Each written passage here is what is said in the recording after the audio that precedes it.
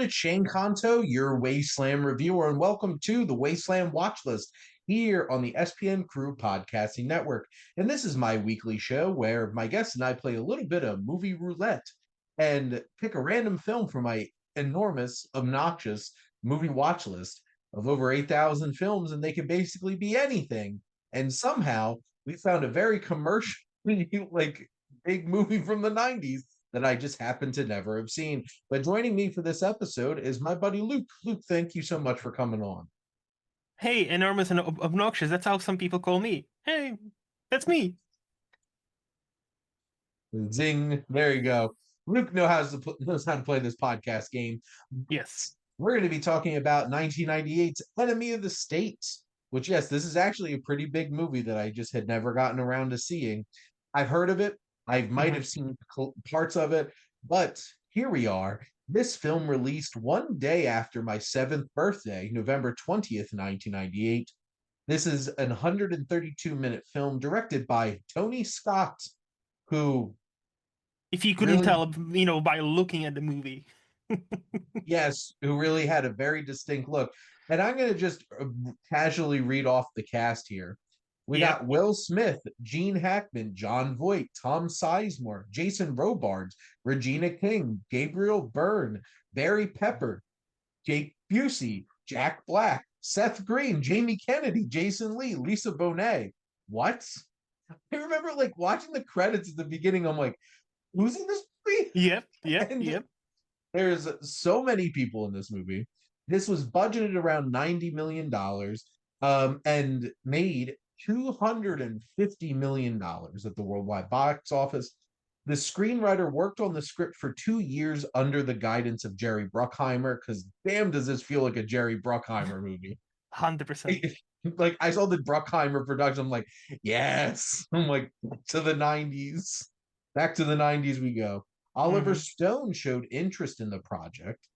And there's uncredited rewrites on the film by Aaron Sorkin, Henry Bean, and Tony Gilroy. So, and 3 people considered for the lead of this film were Mel Gibson, Tom Cruise, and George Clooney. Interesting. Yep. Tell me this was the 90s. I cannot imagine Tom Cruise in this role. He's obviously a bona fide action star, but I don't think he would be a right fit for this specific role. I think things would have been slightly more unhinged if they had a Mel Gibson in this. I can kind of imagine, because he did Payback in 97. Yeah. So this was that era of him doing thrillers like this. And they approached Sean Connery first to play which I'm like, damn, now I want to see the Sean Connery version of this movie. Yeah. But Gene Hackman was incredible. And a bunch of the minor actors in this film that are recognizable names actually signed on because they were excited with the fact that they could work with Gene Hackman. I don't blame them. That was a big selling point. And the photo in the NSA profile of Gene Hackman was just a shot of him from The Conversation. It's a Conversation sequel confirmed. Yep, which that is one of the headcanons of this movie, is many people feel like this is a sequel to The Conversation, and it really, really feels like it probably could be. Honestly, it feels like Tony Scott decided, hey, what if Conversation happened in the 90s? How would it look like? Oh yeah, it would look like this. And, just to make it extra clear, we cast Gene Hackman in the same fucking role. Yeah, there you go. I also thought this was interesting. This was nominated for 3 different awards at the NAACP Awards, the MTV Awards, and the Teen Choice Awards. All the classics, all the big ones. All the big ones. If you got nominated for an MTV or Teen Choice Award in the 90s, that was legit. The 90s. But Luke, what were your general thoughts on Enemy of the State? I like it. This is the second time I've seen it, because when he said, "Oh, I've never seen this," at first I was shocked, because obviously I'm always shocked when you tell me, "Oh, I haven't seen this movie," because to me he's seen every movie twice. But then I remembered I've only seen it myself for the first time, like also about 2 years ago. So I'm like, kind of makes sense. But yeah, on a rewatch, I still like it. Like it's look, is it the best action movie of the 90s? Probably not. But it's very entertaining. I think Will Smith, this is just before he blew up, or just about around the same time as he properly went from Will Smith, the actor, and Fresh Prince to Will Smith, the megastar. We got to know him, right? Because like Well, Men because in Black, really.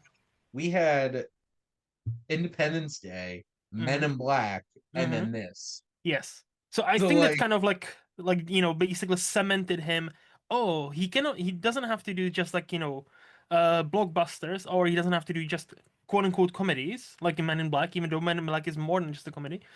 He can actually be a leading man, and he is. And like the charisma of young Will Smith is unequaled. Like it's like that dude. Even to this day, I'm not as sour on him as many after the Oscar slap. But I know people who have soured on Will. I'm not. I wish he would have not done it. But that's a different discussion. Anyway, this movie, pretty good. Pretty good. And yeah, the joke, joking aside, is this the most Tony Scott movie Tony Scott has ever Tony Scott? Tony Scott. Or or is it In my maybe Man case, on Wire or Man on Fire? I feel like this and Man on Fire, like this is Tony Scott doing Tony Scott things. Um, so having a meta comment here, real quick, to the greater Wasteland verse here on the SPDM Hmm. Crew. What relationships more toxic? Toxic, Turkish Delight or the Smiths? You mean in real life? Oh yeah, that's a good question. In Yeah, a real I life, do. I know more about that relationship than I ever signed up for, and the more I know about it, the more like, Will, dude, you okay? You okay there, buddy? Eh. He's not. But he is extremely charismatic in this film, and I Mhm. think his charisma and star power keeps us grounded a bit because, like, is he the best dude in this movie? And it's just like there's a lot of questionable things that he's involved in this Mhm. movie, and I feel like who you cast really makes this work or not. And I think Will Smith was a smart choice because, like, he's Yeah. funny, we like him, Mhm. so like we could get past the fact that like the mob, um like the Lisa Bonet of it all in Yep. this situation, and like there's just some shady things about a protagonist, and that can work in a Mhm. film.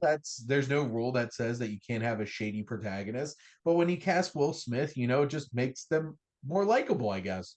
So Mhm. I think that was a good bit of casting, and Gene Hackman turned out to be an amazing piece of casting here, and he doesn't even show up. I checked it. It was like a good hour into Yes. this film, and he is grumpy. He is hurt, and he just has a presence to him. And like, I would not mess with this man. Nope. And I believe 100% that this is some kind of surveillance genius. And because you need some believability for like a crazy savant character like this that's just Mhm. like always watching. And he just seems like the kind of guy that would be like, I'm off the grid. And he just brings a presence to this film. And this cast is ridiculous. John Voight does a really great job. And John Voight has kind of turned into I just pop up in random Republic Pictures VOD movies at Yep. this point. But like he's a really talented actor and can like here really brings in a significant performance because like he's our antagonist. He's the one pulling the strings. You have like Jason Robards wasn't even credited in the movie, Mhm. which was interesting, and he was such a great actor. Tom Sizemore, um, playing an Italian mobster. Um, was Tom Sizemore Italian? I don't know, but was he believable? He definitely like he felt like he would have fit right in on The Sopranos, to be Oh yeah. perfectly frank. Yep. And he just brought like a level up here. And is this movie really a 90s thriller if it didn't have Tom Sizemore in it? Nope. Like Heat. Saving Private Ryan. No, Yep, that's why you need Tom Sizemore in it. correct. One very specific bit of casting, I was so confused. I'm like, how does Jason Lee fit into this movie? Because like at this point, because like actually there's a few of them, but we'll get to that. So Mhm. first off, Jason Lee, Clerks, Chasing Amy, like this is like he's in View Askew stuff. And then the second he shows up on screen and it's like F a duck and in like that Jason Lee kind of way, and I'm just like, Yeah. oh, I see recently got cast because he is playing that character perfectly. And I'm like, I was half expecting this to be like this small, like serious role of his. No, they just let him Jason Lee And for the the way brief the time. character goes, like, meets his end, it's Yeah, brutal. That's like that chase brutal. sequence, and like it's so fucking well shot. And then the least when he least expected, and it's like, oh damn, he did. Oh damn. And you have like the likes of like Jack Black Hmm. and Jamie Kennedy as Evil like Jack these Black, these evil. surveillance well, let's do a little bit of Jack Black history. Do you know what Jack Black's like big screen debut was? Wait, I think I know, but remind me. I don't remember now. He was the leader of the Nasties in Neverending Story 3 Oh, Escape from Fantasia. genuinely one of the worst movies I've ever seen. Yeah, I remember. I didn't remember it was his feature debut, but I remember him being there, like a very young Jack And Black. his unibrow I was fucking hate that movie. Like I don't have visceral reaction to many movies, but that is one I genuinely despise. I'll I say that, did like, I had that on VHS far along with all three Neverending even as a Stories. teenager, even as a small like a smaller human, I had a reaction like, what the fuck did they do with Never Ending Story? What is this? Anyway, But we're not talking about this. yeah, but Evil Jack Black, Jamie Hmm. Kennedy, like, and you just have like Barry Pepper pops up, and Scott Kahn and Jake Busey. It's just really interesting seeing all these faces and like Lisa Bonet and Regina Hmm. King. The cast is stacked. There's no denying that for sure. Oh, 100%. I think what separates this movie from the rest of the pack in a horrible way is we now know, because of somebody like, Snowden, how accurate this movie is. And if you Well, think about what you're saying in 1998, what the techno and how far the technology has progressed in just the last, decade, imagine what kind of shit they are tracking now. hey Luke, Hmm. let's say hi to the Yeah. NSA as they're Hello, listening to hello, our recording. agents. Um, but like just while we are watching, it was just like the Patriot Act, and I'm like, Yep. this was an insanely timely film, and Hmm. like And we didn't even this know. We didn't no even know. like and you think of thrillers from the 90s, you have like Con Air and Hmm. stuff like Hmm. that, but like this is a really relevant and uncomfortable film about surveillance and the government, and like how far the government can go and people in the government killing senate like congressmen and stuff like that, and just like this is wild. And I'm like, Tony Scott had something on his hands here that I don't know if they fully comprehended just how relevant this film was going to be for the next Or 27 years. or did he know, and that's why he got killed, like the later, oh, You suicide. No, heard it he here got he got first, he got here off by the on government. Welcome Put to your the Wasteland Conspiracies. conspiracies. Put your tin foil head on, please. Yep. We need the tinfoil hats to save us from the government and the Yes. aliens. Because Yes. let's remember, Signs came out just 4 years after this. We need that tinfoil hat. Um, They were trying to tell us all along. Okay, Shane, the Hollywood is trying to tell us. No. but no, But like, but yes, yes. continue. I was gonna say, on a more serious note, it was fascinating to hear the same arguments that we are using to this day. Oh, we need to monitor everybody because bad people. But like who and Regina King, addressing what is gonna be her future. Who's watching The Watchmen? And I'm like, yes, Regina King, yes. You mentioned that the TV show you're gonna be in 20 years. Good for you, Regina King. Like you know, Crap. yeah, I didn't think about that, but yeah. Well, that's the thing. It's like, so you're watching bad people, but what about the bad people yeah. watching people? Who's watching The Watchmen? Like she even says it. I'm like, yes, Regina King. You knew even back then, in 21 years time or whatever, you're gonna be in that TV show, and you're gonna be so fucking good. Which, like, this is a visceral film. Like, Hmm. Tony Scott really understood how to make a visceral thriller, and he was probably the king of making 90s and aughts thrillers. And because, Yes, like, he did Unstoppable, right? That train movie. yes. So, That's like, I awesome. feel like up until that, like, he was still making really visceral, impactful thrillers. And, like, not every filmmaker needs to have like a wide palette of what Hmm. they could do. Not everybody's a Spielberg that could do basically any type of film. Tony Scott was a great filmmaker for doing exactly what he really knew how to do. It's like I would be sad if we were in a world that didn't have True Romance and this and Man on Fire and all of these thrillers that like Hmm. and like I'm not the hugest fan of the original Top Gun, but like I could appreciate like that was a visceral, intense, like Yep. the like plane sequences and stuff like that. But like he really made some fantastic thrillers, and this Hmm. is like the peak of his like technical prowess, and you can Hmm. see that on screen for sure. That when they blow up the surveillance Yeah. hub that Brill has, and then they're like on the run from them. Like that was an intense chase. And what you brought up when Jason Lee came to his horrible ends, like Hmm. that was a intense chase sequence. And this is a really well staged action thriller for sure. No, and that was my next point. Like, Tony, we need to appreciate, acknowledge Tony Scott because, like, genuinely, when he was firing on all cylinders, there was almost next to none. And I'm gonna make a wild comparison, but stick with me. I think Tony Scott is for action genre the same thing as David Lynch was for David Lynch genre, because here's the thing.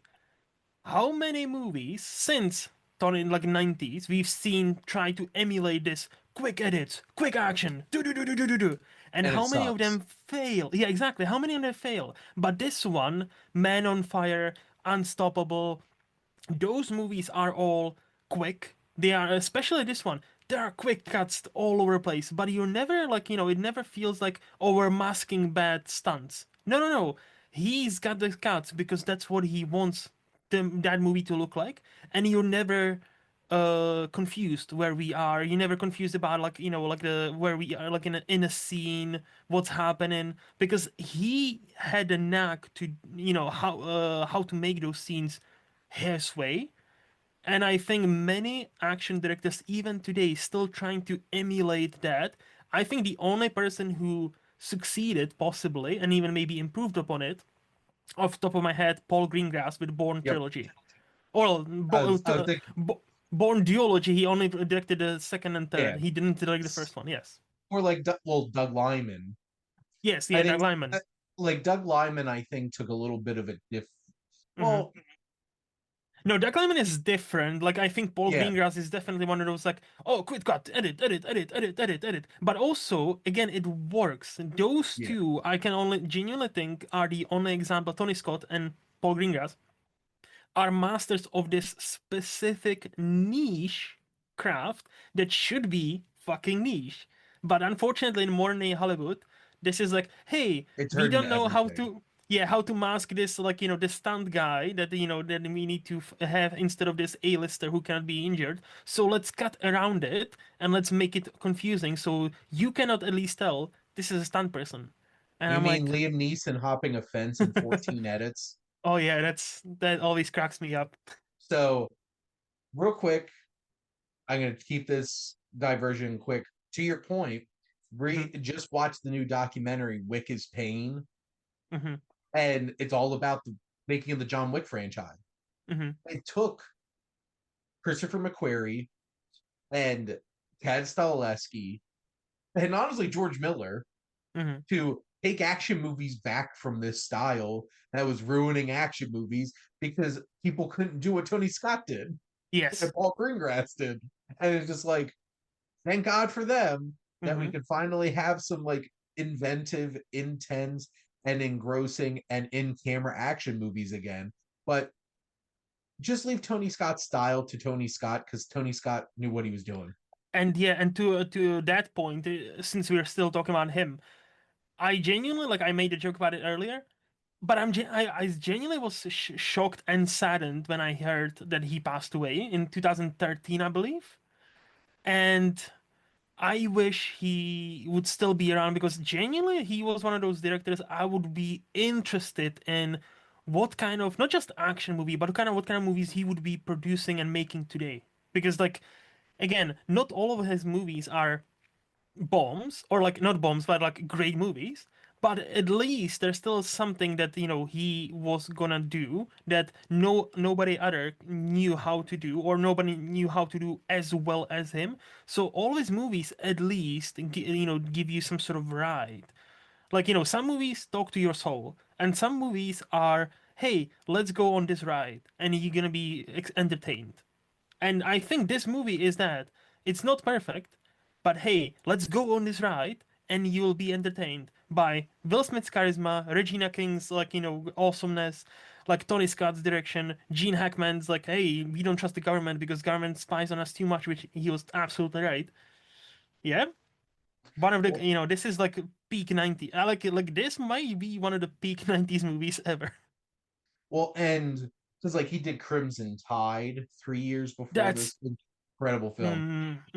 yes, That like that might be the closest film of his to me that's like a true like great. Like yeah, great yeah, like movie. yeah. Because looking at a lot of his films, like I wouldn't say his films are great. Yes. Like they're not great movies, but they're really, really good movies. And like he Entertaining. went up like Unstoppable was his last movie. And that was such a great way to if you're gonna go out, that was a really good movie. And I guess what I'll say briefly is what kept this from being great for me. Hmm. I feel like it's a little over convoluted. Like they could have leaned some stuff out of this. And I feel like this was such a 90s thing. It's like the sweet spot to sell 90s thrillers and action movies was it had to be between 2 hours and 10 minutes and 2 hours and 20 minutes when Hmm. most of them probably should have been like an hour and 45 to an hour and Yeah, 50 yeah, minutes. yeah. And I feel like this one would have benefited from not being over 2 hours. Um, shaving some of the stuff off some places, but in general, I still really liked it. I wholeheartedly agree with you, Shane. Like that's the only thing that's also stopping me from saying this is a great movie. Like or like proper like loved it. Like yeah, there's like when the highs are high, you're great. But then like it stops for like some exposition and this and this and this, and you're like, eh. It kind of like it kind of like dampens the mood a bit. So yeah, it definitely like did it have to be or did it justify its length of 2 hours 12 minutes? I think Yeah, no. no, But if it did not. you could shave like about 20 minutes and it would probably be perfect movie. And Crimson Tide, by the way, another Gene Hackman. And Yeah, Denzel going up Denzel. against oh, Well, that's it's a interesting fucking movie. because Denzel and Spike Lee are known for their collaborations, but Yep. Denzel and Tony Scott Oh yeah, between Unstoppable. Yep. Unstoppable, Crimson Man on Tide, Fire. Man on Fire, Deja. Well, I I feel like there's some of his movies like did I see that? Like don't remember like much detail about them. And honestly, Enemy of the State could have been a film that I might have watched when I was a kid and Hmm. just didn't remember. Like I was watching it with some familiarity, like kind of know some of this movie. And Hmm. I don't know if it's because maybe I've seen parts of it. because that's the thing. When you're growing up and you're a kid and you're just watching things on TV, you've Yeah. probably seen parts of movies so many times. And FX for sure. I've seen so many parts of movies Hmm. um growing up because I watch a lot of FX when I was younger. Which is funny because I watch a lot of FX TV shows now. Nice. But no, Enemy of the State, it's a good movie. Yes. But Rest in those are peace, our Tony Scott. thoughts. Yes. Thank you, Tony Scott. But Luke, thank you so much as always for coming on and talking movies with me. Always a blast, Shane. Thank you so much for having me. And thank all of you for listening. Make sure to like, comment, and share on this episode. What's your favorite Tony Scott film? What are some of your favorite, like that 90s Jerry Bruckheimer like era of movies? Because it was a thing. It Yep. really was a thing for Yep. sure. And make sure to follow or subscribe wherever you listen to your podcast. The SPDM Crew podcasting network is ever expanding. Luke has a really great show with Flicks and Chill, and I have like 5 shows on here. And Luke's my co-host on another show with the Cinematic Wasteland co-host. And there's so many other things, whether it's about TV or sports or music or trivia or Tolkien on tap. Get drunk and talk about Middle Earth. But if you're interested in joining the crew, make sure to reach out to us on our website if you have an idea for a podcast or you want to join one of ours as a guest. And if you like our logo, check out HiFlyer Creative for all your digital marketing needs. But most importantly, thank you as always for supporting the Wasteland Watchlist here on the SPDM Crew Podcasting Network.